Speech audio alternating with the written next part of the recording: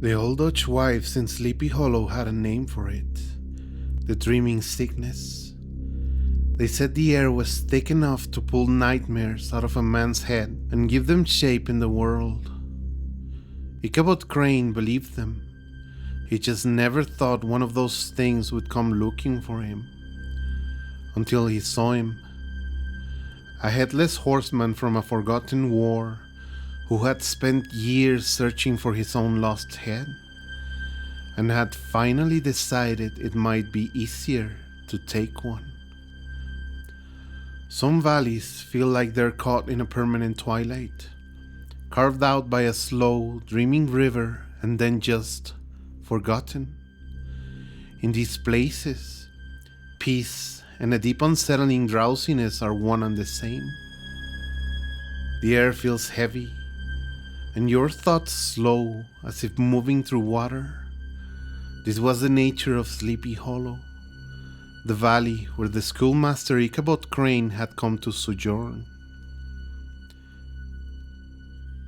The people who lived there spoke of things that did not belong to the world outside of the glen. They weren't just telling stories, they were giving a warning. Ichabod Crane wasn't running from anything, not really. As a schoolmaster from Connecticut, he was an outsider simply lodging for a time among the Dutch farmers. He craved their bountiful tables, and when he first laid eyes on the vast farm of Baltus van Tassel and his daughter Katrina, it felt less like a discovery and more like destiny. The locals called the valley peaceful, but that wasn't quite the right word. Ichabod felt it the second he arrived. The air was thick, not with humidity, but with a deep and ancient stillness. It pressed in on him, soft and muffling, like stepping into a soundproof room the size of a valley. He listened to every story and believed them. In those first weeks, the valley settled into him as both comfort and unease. The quiet and the attention of Katrina shaped his ambitions. But his thoughts, already steeped in superstition, were easily stirred by the stories he heard. By nightfall, those stories lingered, turning the dark into something watchful.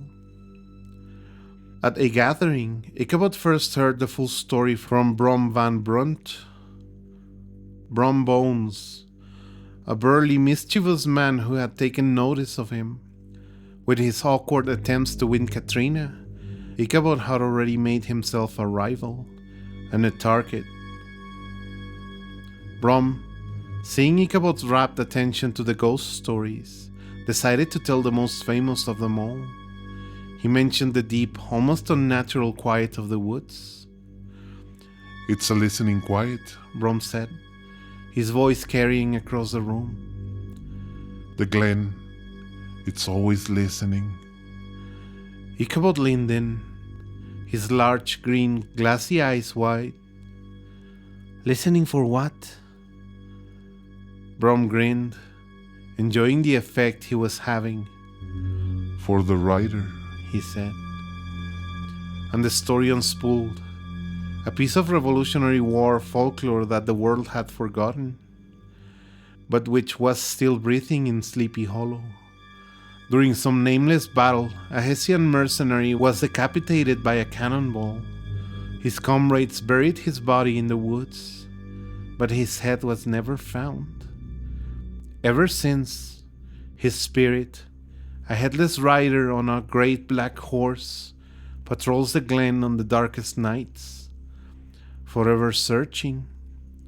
Brom spoke of it like a fact, as certain as the moonrise. He said the valley's dreaming sickness came from the rider's endless search, that the land itself had taken on his unrest.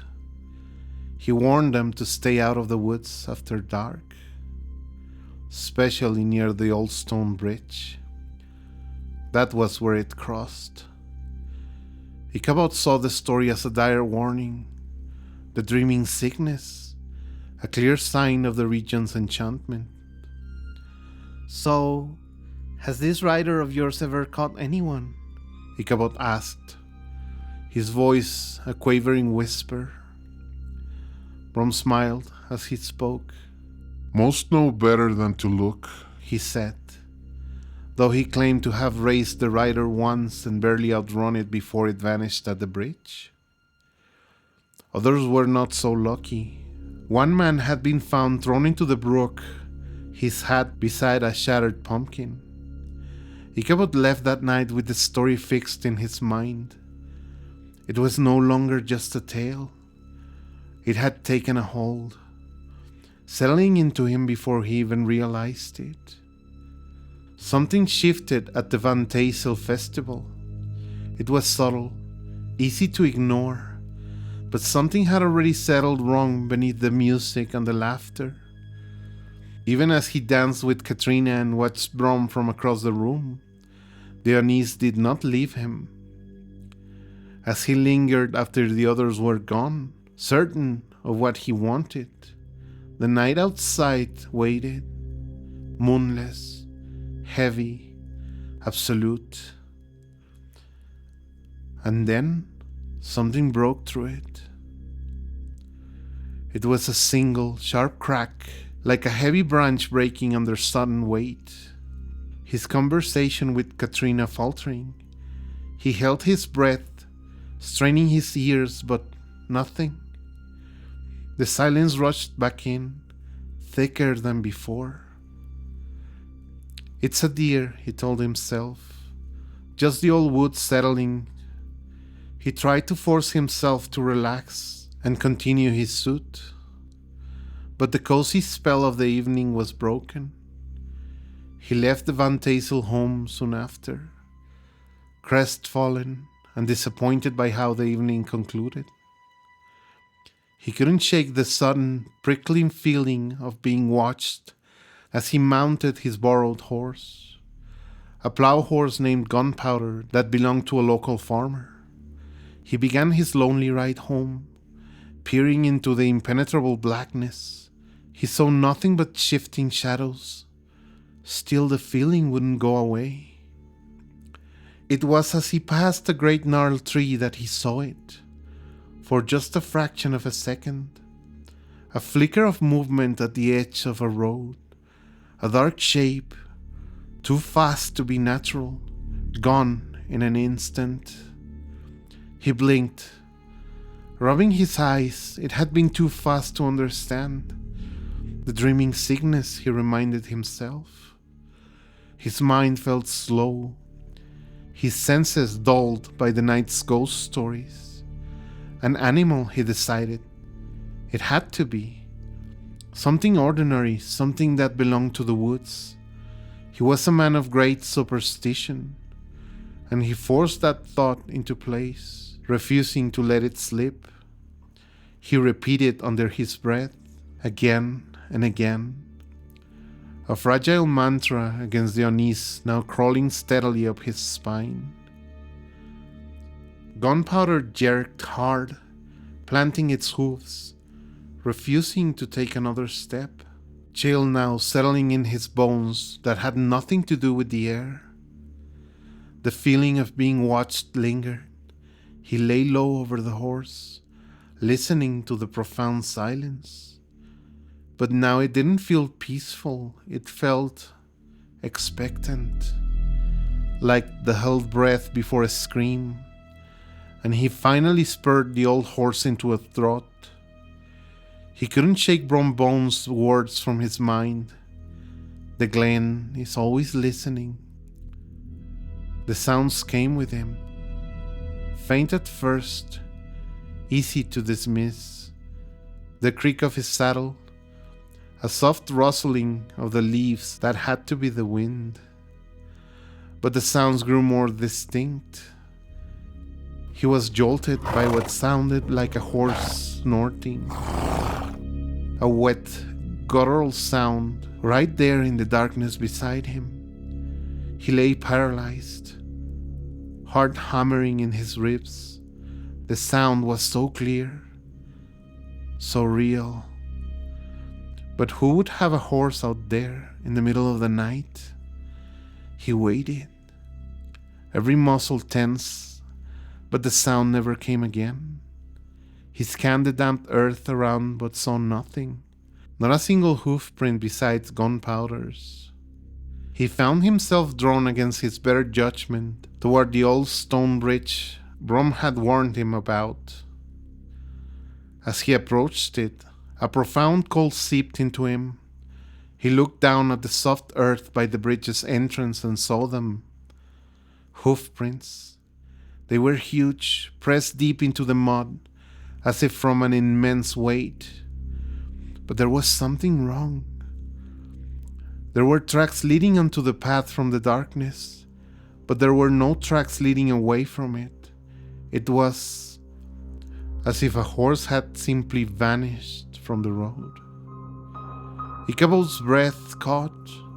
Bron's story about the Headless Hessian came crashing back. No longer folklore, but a terrifying, imminent threat. He scrambled to urge his horse onward, heart pounding. The image of those impossible hoofprints burned into his mind. He kicked gunpowder frantically, his hands shaking, terrified. "Who goes there?" he demanded of the night, his voice cracking. Then his eyes fell upon it. A towering dark figure on a powerful black horse, motionless in the shadows. He's a soldier, a hunter, A voice in his head, sounding like Bron Bones. and he's been looking for his head for a very long time. But sometimes he gets tired of looking. Sometimes he decides it might be easier to just take a new one. The thought hit Ichabod like a physical blow. The quaint ghost story had become a personal threat. This wasn't just a haunting, it was a hunt, and he was the prey. Ichabod didn't wait to think. He kicked gunpowder with all his might, a feeble attempt at a gallop against the night.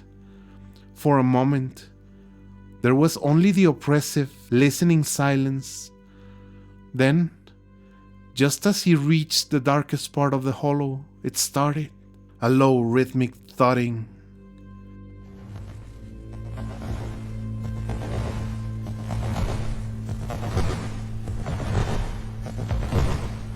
It was distant at first, but growing steadily closer. The sound of a horse cantering. Ichabod's blood ran cold. The cantering grew louder until it sounded like it was right behind him. Silence. Ichabod didn't breathe. He turned back and stared at the figure behind him, terrified. The silence stretched. And then came a new sound. A heavy, deliberate scrape. The sound of a weapon being readied. The local legend wasn't a story anymore. It was right behind him, ready to drag him into a nightmare he might never wake up from. Behind him, in the thick darkness, there was absolute silence. The scrapping had stopped, leaving a void so deep Ichabod could hear the frantic beat of his own heart. He was frozen, the reins a pathetic toy in his trembling hands. His mind, thick and slow, struggled to form a plan. Run? Hide? Fight? Every option felt useless. Then came the movement. It wasn't a slow turn. It was a violent percussive lunge. The dark horse slammed into gunpowder. Dust and dirt flew from the road. Ichabod cried out, nearly unseated. Another slam, harder this time, forcing his whole horse off the path and towards the trees. Panic, sharp and electric, sliced through the drowsy fog in his brain. The bridge. He had to get to the bridge. He remembered. A third catastrophic slam, and Ichabod was clinging to Gunpowder's neck for dear life. In the gloom, he could finally see the rider. It was immense, far larger than a normal man, a towering silhouette that seemed to suck the very light from the night. It wore the tattered greatcoat of another century, the fabric dark and stiff. Leather straps crisscrossed his torso. But all of that was secondary to the central screaming wrongness of his form. Where a head should have been, there was nothing, just the high, stiff collar of the uniform. And above it, a horrifying void. Ichabod's mind refused to process it. The headless thing sat there for a second, a dark statue. Then, with a fluid, unnatural grace, it urged its horse onward. That one move broke Ichabod's paralysis. A primal scream tore from his throat, and he bolted. He kicked and whipped Gunpowder, who plunged into the woods. His nightmares were made real. Branches whipped his face and arms. The only thing that registered was the sound from behind him, a low, guttural cry, and then the thunderous crash of hoofbeats, a rhythmic pounding cannonade that seemed to shake the very ground. He risked a glance over his shoulder. The rider was gaining. The horse was a monster, black as coal. The headless figure sat perfectly erect. Brom's words echoed in his mind. If I can but reach that bridge, I am safe. It was a desperate, flimsy hope, but it was all he had. He changed direction, crashing through the undergrowth. The horseman was right behind him now. He felt a sudden jolt and cried out, stumbling, and his saddle came loose and fell to the ground. The pain was dizzying, but adrenaline was stronger. He pushed himself back up, clinging to the horse's mane, and kept going. And he could see it through a break in the trees. The dark arching shape of the stone bridge, just a few 100 yards away. He burst out of the tree line and onto the path, his lungs screaming. The hoofbeats were deafening. Right at his heels, he could feel the hot breath of the demonic horse on his neck. He poured every last ounce of strength into a final, desperate sprint. He threw himself forward as Gunpowder leaped into the damp, mossy stones. He scrambled around and looked back. The great black horse had stopped dead at the edge, its front hoofs rearing. It paced back and forth, refusing to set foot on the stone. It couldn't cross. Ichabod stared, a wild, hysterical laugh bubbling up in his chest. He was safe. The rider stayed there for a long moment, an image of pure malice. Then, with a slow, deliberate motion, it rose in its stirrups. It was holding a round object. Then, as the rider angled it towards him, he saw what it was. It was a severed head, and as the rider drew back his arm, ready to throw, Ichabod saw its face clearly in the moonlight. The rider hurled his gruesome trophy directly at him. Ichabod screamed and threw himself to the side. The head sailed through the air and smashed against his own, knocking him into the dust. Ichabod didn't wait to see more. He scrambled to his feet and fled into the darkness. The image of that terrible, gruesome head burned into his soul forever. He ran until his legs gave out, and he was lost in the woods beyond the church, unable to take another step. The sky began to lighten, the oppressive black giving way to a bruised dawn. By morning, Gunpowder had returned to its rightful owner, grazing quietly as if nothing had happened. The saddle was found on the road, trampled into the dirt. A little further on, Ichabod's hat lay where it had fallen. and a shattered pumpkin beside it. Ichabod Crane was never seen again. The boys he had taught spent a happy holiday from school, and his few belongings, 2 shirts, a book of psalm tunes, and his precious copy of Cotton Mather's witchcraft history were collected. The old Dutch wives exchanged knowing glances. The diagnosis came back in hushed whispers. Taken away by the Headless Horseman. They told how he'd been seen that night, a terrified figure pursued by a galloping spectre, and the people of Sleepy Hollow remembered. They knew what was listening in the quiet and what was hunting in the dark. Bron Bones, who married Katrina soon after Ichabod's disappearance, was always said to look knowing whenever the story was told. He laughed at the mention of the pumpkin, but there was something strained in his laugh, something that never quite reached his eyes. He had seen something that night, and he never spoke of it. He didn't return to the glen. He sold the cottage at a loss and went to the city. Whatever he had seen changed him. The easy bravado was gone, replaced by something quieter, watchful. Sometimes, late at night, when the city finally fell silent, he would stop and listen. And there it was, a faint rhythmic thudding carried by the wind, the sound of a horse cantering. If you liked Ichabod's story, be sure to like this video and subscribe for more explorations into nightly horrors. What do you think happened to Ichabod? Was he caught by the rider? Why do you think I keep doing these questions that nobody answers? Let me know in the comments down below. And if you reached this far, thank you for watching.